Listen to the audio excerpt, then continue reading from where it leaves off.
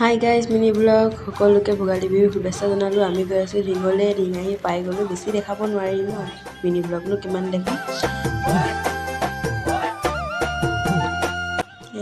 ঢিঙত আহি পাই গ'লোঁ আমাৰ ঘৰত। আৰু সৰিয়হ খেতিখিনি চাওকচোন ইমান ধুনীয়া। আহি পাওঁতেই চাহ খাবলৈ দিলে আইতা আৰু মায়ে কথা পাতিব লৈছে। তাৰপিছত আকৌ জুই খাললৈ গ'লোঁ।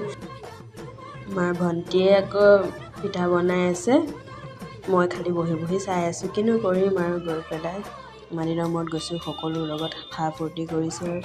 তাৰপিছত ভেলাঘৰ চাবলৈ গ'লোঁ। 2-3টা ভেলাঘৰে বনাইছে, ইমান ধুনীয়া লাইটিং কৰিছে চাওকচোন। হাঁহৰ মাংস একদম আনি থৈ দিছে, ভাত বনায়েই আছে। এই তুলিকা ল'ৰাটো দেখিছেনে বাৰু? এইটো হৈছে ভাইটি। আইতাহঁতে খুব ফূৰ্তি কৰি থাকে, নাচি বাগি একেবাৰে।